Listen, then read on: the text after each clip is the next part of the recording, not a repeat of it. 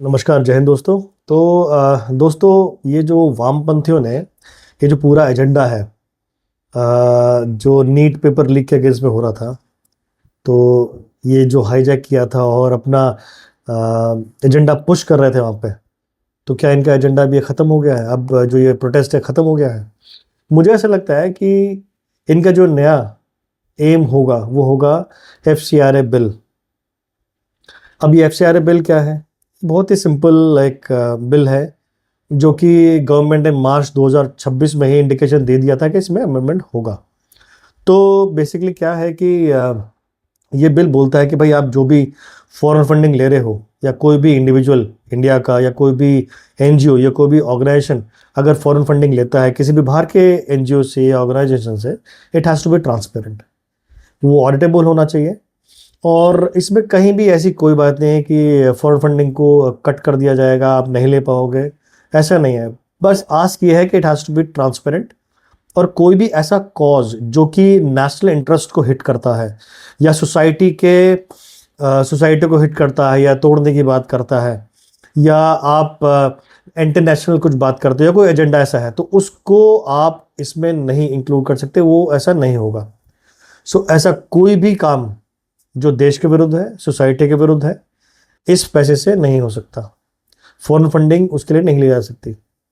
और इसमें ऐसा कुछ नहीं है कि आप जो यूज़ कर रहे हो आप फेयर यूज़ करो, उसमें कोई दिक्कत वाली बात नहीं है। आप फेयर यूज़ कर रहे हो, वेलफेयर के लिए यूज़ कर रहे हो, आप इंफ्रास्ट्रक्चर बिल्डिंग के लिए यूज़ कर रहे हो, लोगों की पढ़ाई के लिए खर्च करो, it has to be no problem, but it has to be transparent. Government के नज़र में होना चाहिए। सो ये जो बिल है उनको बिल्कुल भी इम्पैक्ट नहीं करेगा जो NGOs, जो इंडिविजुअल जो रजिस्टर्ड है। सो इसमें सबसे बड़ी बात यह है कि जो भी NGOs इंडिया में है, it has to be registered. जो रजिस्टर्ड लोग या रजिस्टर्ड एजेंसीज या रजिस्टर्ड NGOs ही इसको ले पाएंगे। या कोई ऐसा एक कॉज है, लेट से कोई एक वन टाइम यूज़ के लिए कोई बंदा ले रहा है, उसको कोई स्कूल सेटअप करना है या XYZ कुछ भी हो सकता है, उस केस में भी गवर्नमेंट से परमिशन की ज़रूरत होगी। सो इसमें ट्रांसपेरेंसी बहुत बड़ी बात है। और देखो, इसमें एक और बहुत जो इम्पोर्टेंट बात मुझे लगी वो ये है कि दिल्ली बेस्ड SBI में एक FCRA अकाउंट होगा। पैसा पहले उसमें आएगा और वहीं से फिर आगे डिस्ट्रीब्यूट होगा, सो दैट कि ट्रांसपेरेंसी और अकाउंटेबिलिटी बनी रहे और ऑडिट की रिपोर्ट्स भी वहीं से जारी होंगी। सो इसमें मुझे नहीं लगता कोई ऐसा दिक्कत है। फिर इसमें जो बहुत साफ साफ बोला गया कि कोई भी न्यूज़पेपर का एडिटर, कोई भी जज या कोई भी लेजिस्लेटर या कोई भी ऐसा बंदा है जो डायरेक्टली और इनडायरेक्टली इम्पैक्ट करता है इंडियन पॉलिसीज़ को, वो बंदा भी फॉरेन फंडिंग नहीं ले सकता। सो ये कोई ऐसा बहुत हार्ड एंड फास्ट नहीं है और ऐसा नहीं है ये जो बिल है ये पहली बार आया है।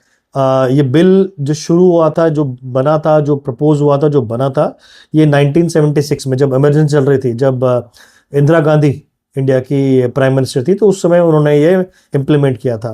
फिर 2010 में कांग्रेस ने इसमें काफ़ी अमेंडमेंट किए, 2016 में अमेंडमेंट हुए, फिर 2026 में इसमें अमेंडमेंट हुए। तो जो अमेंडमेंट है इसमें एक काफ़ी इंपॉर्टेंट जो पार्ट है वो ये है कि सर्टिफिकेट ऑफ सीजिंग। अभी सर्टिफिकेट ऑफ सीजिंग क्या है? लोगों को लग रहा है कि आपके गवर्नमेंट सीधे आएगी और आपके प्रॉपर्टीज़ को, आपके अकाउंट्स को, दिस एंड दैट को ये जब्त कर लेगी, पर ऐसा नहीं है। सर्टिफिकेट ऑफ सीजिंग का मतलब है कि अगर कोई भी एजेंसी जो अपनी रजिस्ट्रेशन है उसको रिन्यू नहीं करता है या वो रजिस्टर्ड नहीं है, उस केस में एक डिजिग्नेटेड अथॉरिटी ऑफ इंडिया उसको वो सीज कर लेगी। अब कब तक सीज कर लेगी? जब तक वो NGO, जब तक वो एजेंसी या कोई इंडिविजुअल अपने लाइसेंस को रिन्यू नहीं कराता है। अगर वो रिन्यू करा लेता है तो वो उसको रिलीज कर देगी।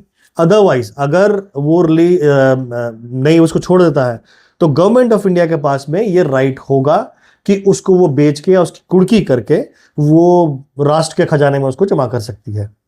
सो इसमें डायरेक्टली इन्वॉल्वमेंट नहीं है कि गवर्नमेंट आएगी भागे भागे और वहां से आपके अकाउंट को सीज कर लेगी या कोई दिक्कत होगी।